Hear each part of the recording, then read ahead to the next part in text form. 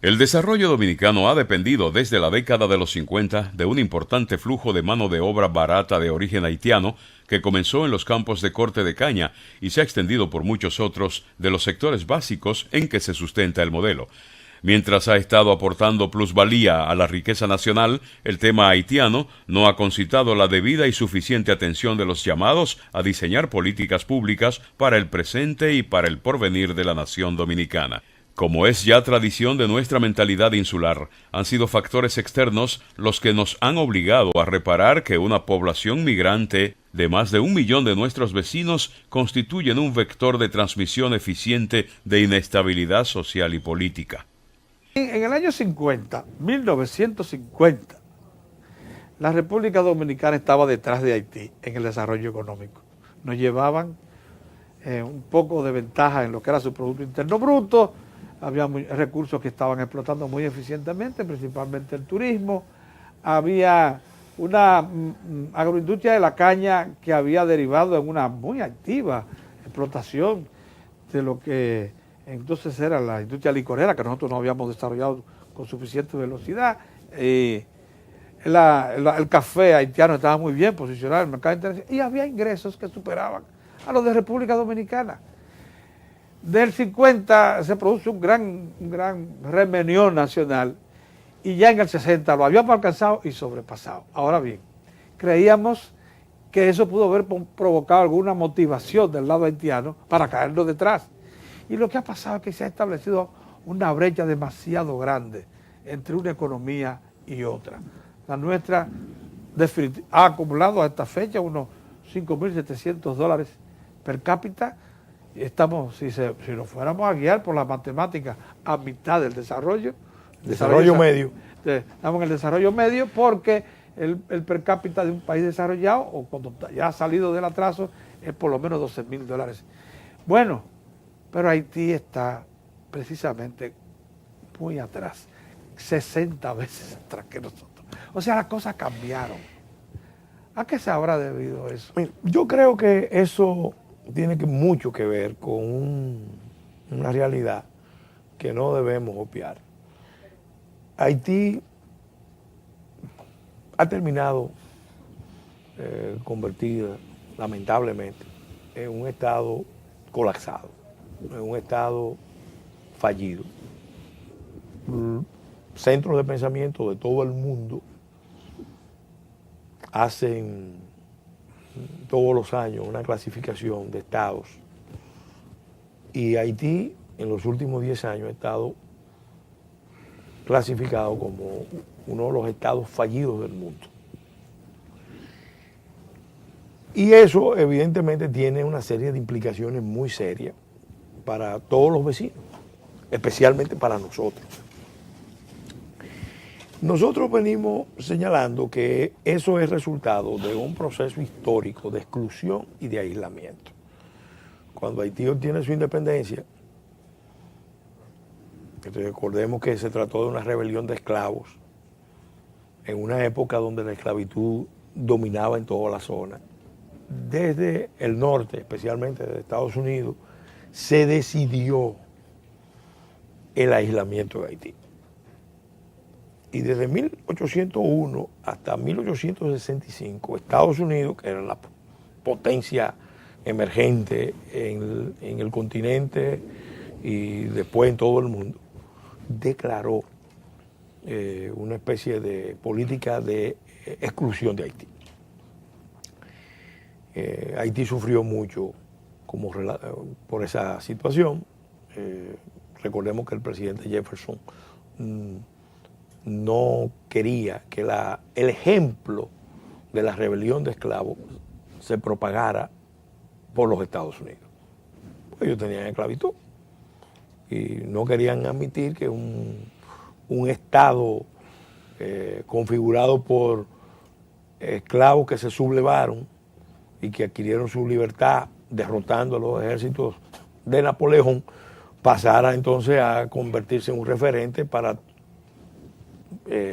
las comunidades de esclavos que había en Estados Unidos.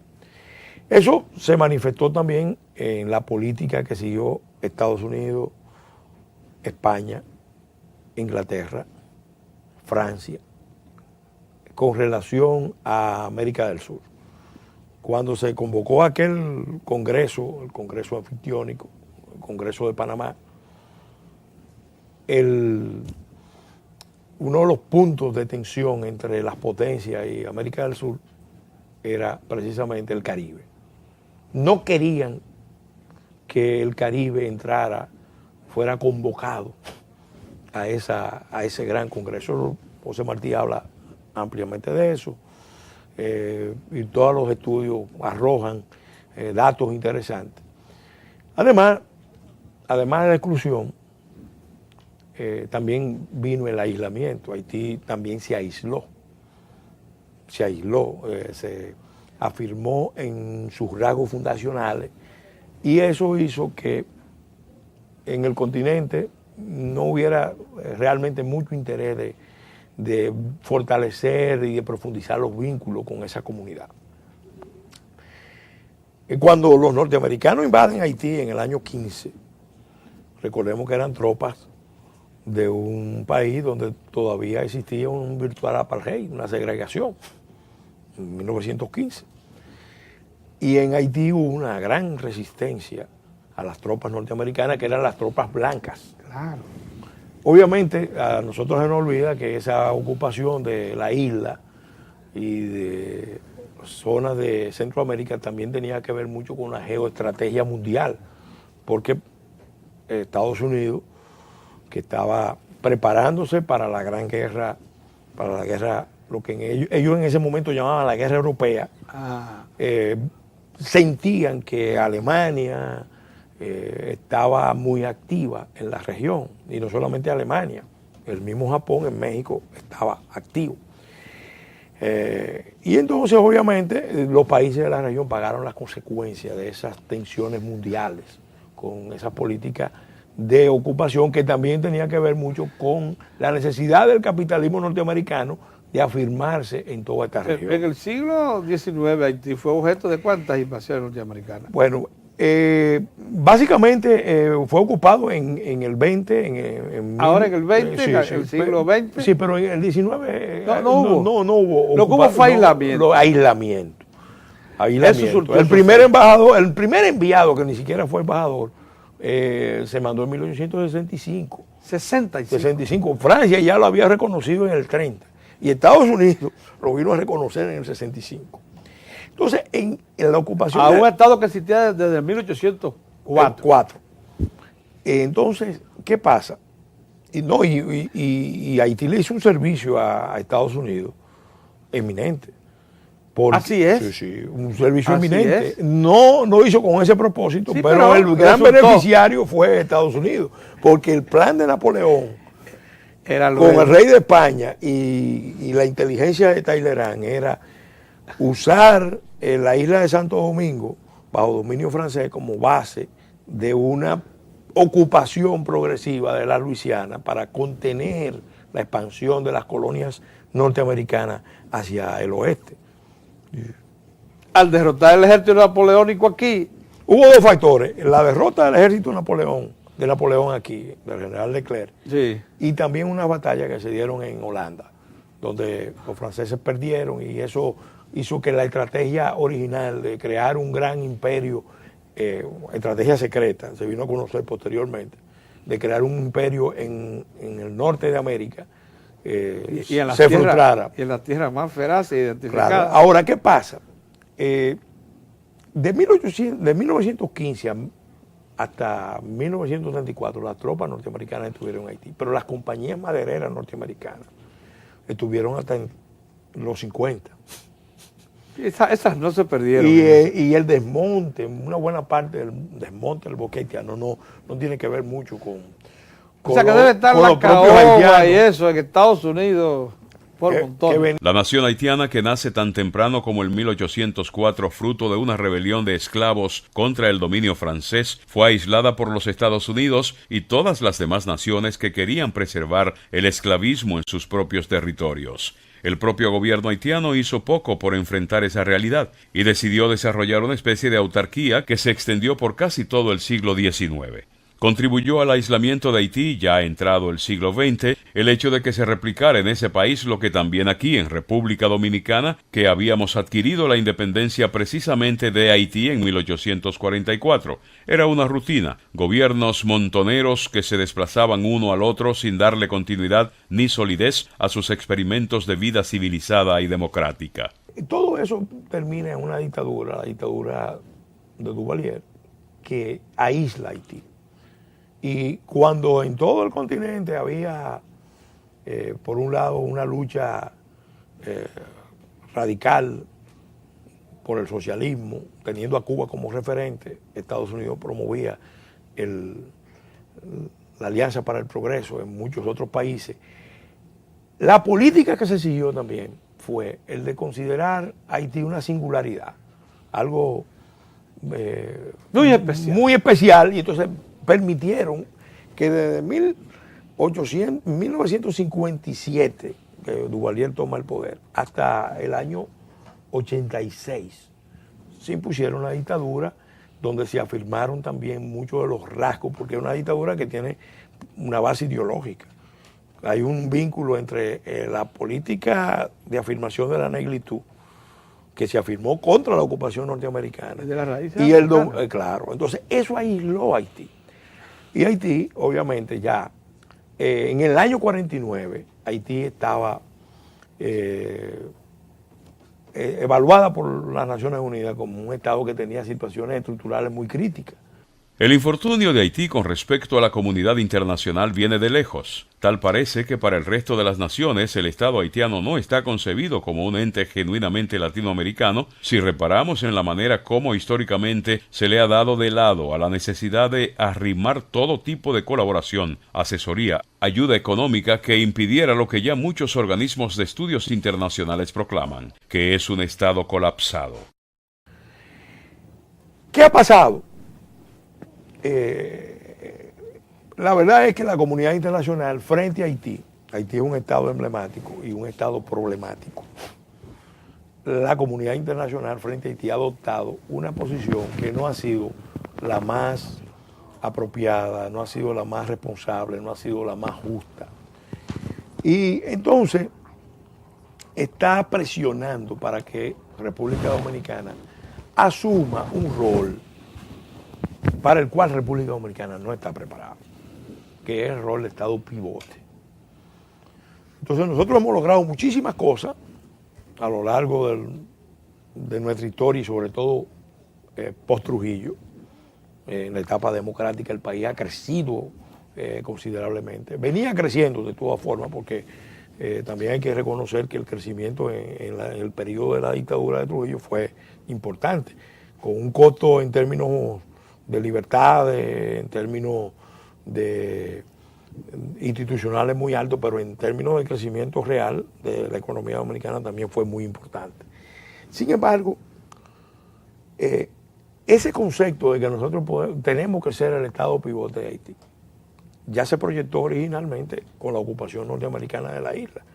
Recuerda que cuando se concebía el esfuerzo de producción de azúcar, los norteamericanos vieron aquí el gran interés de instalar ingenios aquí y de traer los braceros desde Haití. Y le impusieron al Estado Dominicano esa política. Y eso se ha ido profundizando. Y en vez de asumir un esfuerzo, como Haití se lo merece, serio, de reconstrucción, entonces están buscando un esfuerzo que no es el más apropiado, de que República Dominicana juegue el rol de Estado pivote de Haití. Óigame. Y ahí está uno de los mayores peligros, mayores riesgos para República Dominicana. A pesar de esta concepción, las entidades de la sociedad civil, lideradas por Participación Ciudadana y las organizaciones de padres jesuitas que operan de este lado de la isla, presionan constantemente al Estado dominicano y a la sociedad nacional para que abramos las puertas migratorias a los nacionales haitianos. Más aún, presionan para que le reconozcamos nacionalidad dominicana a las parejas haitianas que de manera expresa vienen a plantarse y a dar a luz en el territorio nacional. Nosotros cerramos, como les decíamos, el año pasado con $60.000 millones de Producto Interno Bruto. Tenemos un modelo ya bastante definido, una agropecuaria con una manufactura tanto de la caña como de muchos otros productos. Tenemos también una manufactura propiamente con las zonas francas, estamos hablando ya de manufactura ligera, con las zonas francas. Tenemos también una minería en un segundo aire extraordinario. Tenemos turismo y servicios, 4 grandes motores encendidos a plenitud, al punto de que ya nosotros tenemos que ir pensando en que vamos a alcanzar más elevados estadios de desarrollo. Pero muchos nos dicen, por más esfuerzo que ustedes hagan, una línea fronteriza tan porosa de 380 kilómetros de extensión, 391, más el problema que significa un pueblo institucional y económica y socialmente tan atrasado, reclamando sobrevivencia, le va a ser una limitante que muy probablemente provoca distorsiones graves, como ya lo estamos sintiendo. A pesar de un desarrollo económico sustancial, el salario nuestro está muy deprimido, la competencia desde el punto de vista por el trabajo ya es dura. Óigame, salario deprimido más una competencia por el trabajo dura, teniendo nosotros tanta mano de obra disponible, y el problema de las enfermedades que atacan fundamentalmente a las estructuras productivas del campo está presente, lo mismo que a la salud misma del pueblo dominicano. Todo eso proviene de un Estado que no parece estar en condiciones de someter a control esos riesgos. Eso dice, va a ser una limitante, nos lo están advirtiendo, es cierto. Puede ser una enorme limitante, y no solamente limitante, una amenaza real de desestabilización de la isla, porque hay unos estudios que revelan que los ecosistemas insulares están, bueno, en Haití están totalmente afectados, degradados, desestabilizados, degradados, sí. Y su proyección, la proyección de esa realidad sobre la parte oriental de la isla es cada vez más evidente. Entonces... Sí, pero aquí tenemos estructuras que pudieran ser movidas, por ejemplo, si las Fuerzas Armadas moviesen todas sus brigadas hacia la frontera a preservar el bosque. Pero tenemos que cambiar, tenemos que tener un enfoque integral sobre el tema, porque así como puede ser una amenaza, nosotros podríamos también ser el Estado que en función de nuestros propios intereses logre darle un gran servicio a Haití y a la región. Óigame, qué interesante que usted tenga esa visión. Y por eso insisto en la necesidad de que cambiemos el enfoque. Mira, correcto. Básicamente, ¿en qué línea yo creo que hay que trabajar? Nosotros, en primer lugar, tenemos que dejar claramente establecido que el país que más interés tiene en que Haití se desarrolle, en la estabilidad de Haití, en el desarrollo de Haití, en la seguridad que pueda primar en Haití, somos nosotros. Correcto. Por la razón de que también podemos por los riesgos que hemos mencionado, el más perjudicado. Correcto. Por la situación actual. Entonces, eso lo tiene que entender todo el mundo, y lo primero que tienen que entenderlo también son los propios haitianos. Ahora, nosotros también, a partir de esa afirmación de política internacional, tenemos que también plantear como una gran meta lograr el mayor compromiso de los propios haitianos con su proyecto nacional, porque ellos no pueden irresponsabilizarse con su proyecto nacional, y de la comunidad internacional, porque los haitianos no van a salir solos de esa crisis. Y con una actitud ambivalente, con doble estándar, vacilante de la comunidad internacional, tampoco van a salir. Entonces nosotros podemos ayudar a que los haitianos asuman más responsabilidades con su proyecto nacional, y sobre todo que la comunidad internacional actúe con la mayor responsabilidad, con el mayor cuidado, con la mayor previsión estratégica, porque de esto depende la paz en la isla y la paz en la región. Así es, así es.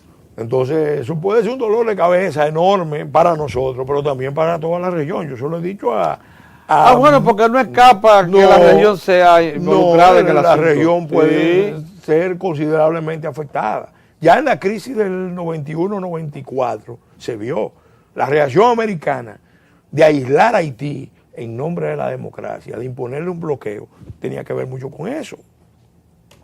Porque la migración a donde estaba llegando, donde estaba saliendo la oleada de boat people, de los pequeños barcos llevando migrantes, era hacia Florida. Entonces, ahora hay señales de que pueden tomar la ruta de Puerto Rico, desde República Dominicana. Están arribando ya las yolas. Entonces, y lógicamente, como usted sabe, están en Brasil. Entonces, ¿por dónde? Están en Brasil. Como puede ser un problema muy serio. Bueno, vamos entonces a asumirlo como es debido. Y por eso los principios tienen que estar claros, los colorarios tienen que estar claros. Haití tiene que ser responsabilidad de los haitianos, sin lugar a dudas, y de la comunidad internacional. República Dominicana, la posición dominicana en función de los intereses dominicanos. Yo escribí este libro. Sí. Más que escribí, recolecté... Haití y los intereses nacionales. Esto es de edición del 2011. Recolecté, hice una selección de textos, de conferencias, de resoluciones del Congreso, de cartas que reflejan esta visión. Nosotros tenemos que fijarnos la meta de lograr el mayor compromiso, ya señalé, de los propios haitianos y de la comunidad internacional. Ahora, ¿cómo lo logramos? Porque Exacto. una cosa es esa es la interrogante. y otra cosa es... ¿Cómo logramos un mayor compromiso? Para eso... Una mayor asistencia para que Haití salga del marasmo. Para eso nosotros tenemos que dejar claro varias cosas. Primero, que no queremos ir en plan hegemónico, en plan de tutela a Haití. Que no podemos ni debemos. Que ese no es nuestro papel. Eso hay que decirlo, porque todavía hay gente aquí que entiende, y sobre todo incitado por centros de poder mundial, de que nosotros podemos ser mandantes de toda la isla. El poder dominante en la isla. Y lo que eso va a provocar es que un choque de cultura. Un choque de cultura, porque eso... el último país que los haitianos van a aceptar que vaya en plan hegemónico a su territorio es República Dominicana. Entonces eso tiene que quedar claro. Clarito. El segundo punto, así como decimos eso, tenemos que decir, y decírselo especialmente a Estados Unidos. Especialmente a Estados Unidos. Y ahora eso es más válido que nunca. Y decírselo también a los europeos. No hay solución dominicana al problema haitiano. Aunque ellos reciban gente desde las ONG, desde sectores políticos, desde sectores empresariales, que por interés, por inconsciencia, por complacencia, le dicen que no se preocupen, que nosotros podemos ser, vamos a decir, el espacio de solución, de descompresión de la crisis haitiana. La experiencia indica que eso no va a ser posible. Hemos sido el país más consecuente, pero ¿qué pasa? El hecho de que nosotros seamos tan abiertos, fuera lo están interpretando como que somos el país que está en habilidad, en posibilidad, en condiciones de administrar esa crisis. Entonces eso ni le conviene a Haití, ni nos conviene a nosotros. Lo hemos hecho por una vocación natural del dominicano a ser solidario. Eso sin lugar a duda, porque es un país con raíces cristianas, y aunque mucha gente no lo crea, hay también un fondo de humanismo. Pero elevadísimo. Fuerte. Dentro del dominicano. En la índole del dominicano. Sí, así es. Entonces, y además es un país de inmigrantes. Además y comprende, y somos un país de inmigración y de migración. Y comprende el drama del inmigrante. Así es. Entonces, eso es una realidad. Ahora, el tercer colorario del lineamiento fundamental de política exterior tiene que ser subordinar nuestra cooperación a la cooperación de todo el mundo. Exacto. Si todo el mundo se involucra, pueden contar con nosotros. Sí. Pero si se repliegan, se desentienden o no actúan adecuadamente, que no cuenten con nosotros. No, y no dejaría más remedio que sellar hasta donde no sea posible la frontera.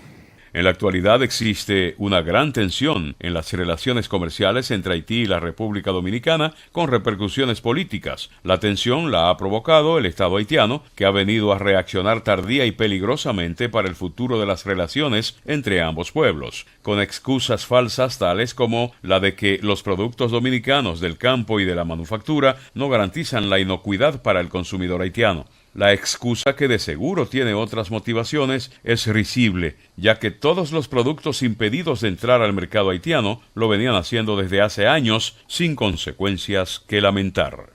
Que eventualmente, te voy a decir, Y olvidar. Yo creo que nosotros tenemos que mandar señales poderosas, porque si no mandamos señales poderosas ahora, después va a ser muy tarde.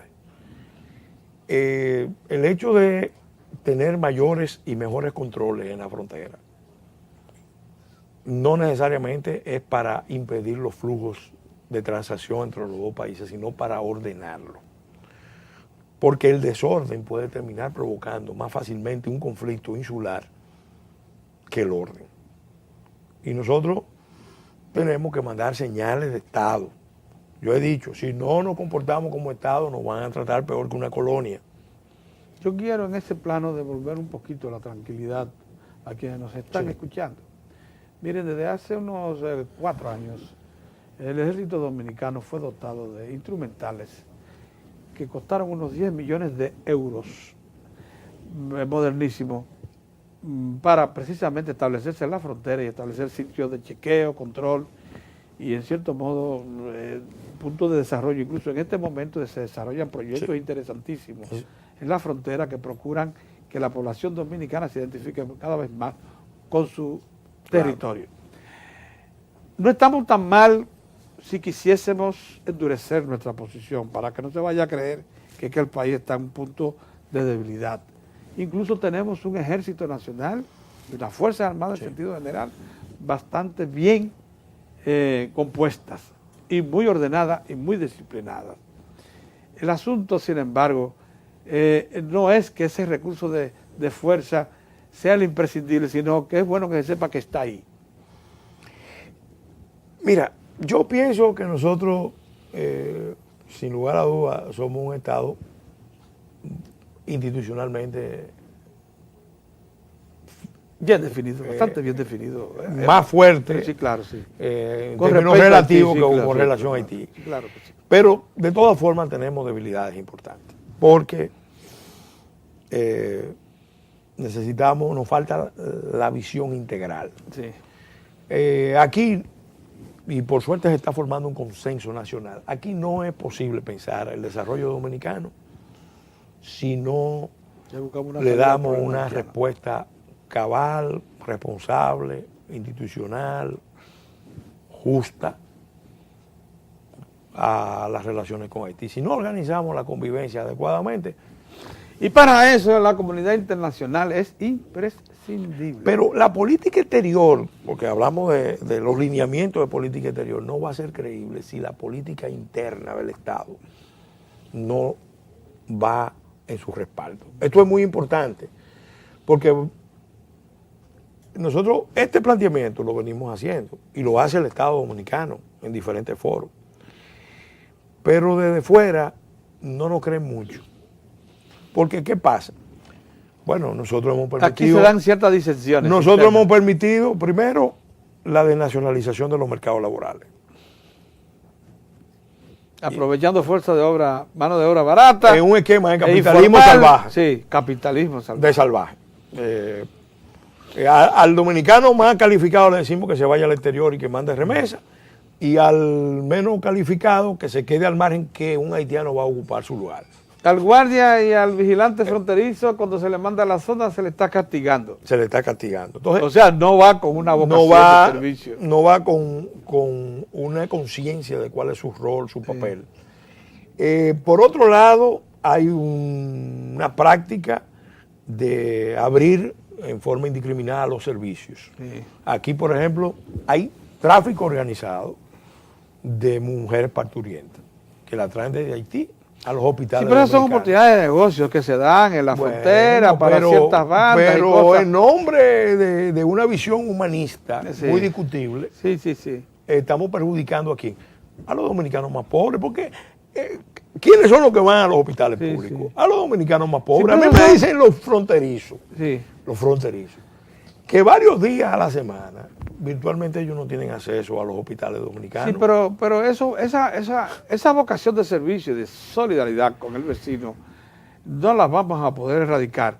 Eso está ahí, es una vocación. Sí, pero fíjate, en eso tenemos que hacer una distinción, porque una cosa es, la solidaridad tiene que ser ordenada, la caridad tiene que ser ordenada, y empieza por uno mismo. Sí. Empieza por uno mismo. Mire, si nosotros no tomamos conciencia de que nuestra el tiempo prioridad son los dominicanos, y especialmente los dominicanos más pobres, bueno, no hay manera. Sí.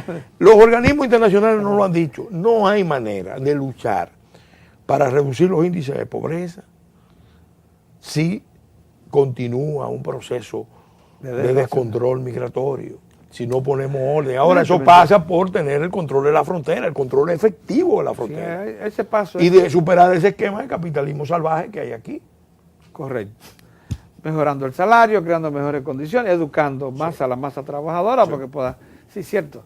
Pero llegamos al punto, y por eso le agradecemos mucho esta comparecencia, en que usted ha dicho, un hombre que le ha dedicado muchas horas a esto y que ha debatido estos asuntos en los planos más altos, que no es posible pensar en una solución definitiva al atraso dominicano sin que se le busque una respuesta al problema haitiano, porque afecta demasiado la actividad interna en todos los planos de la sociedad dominicana.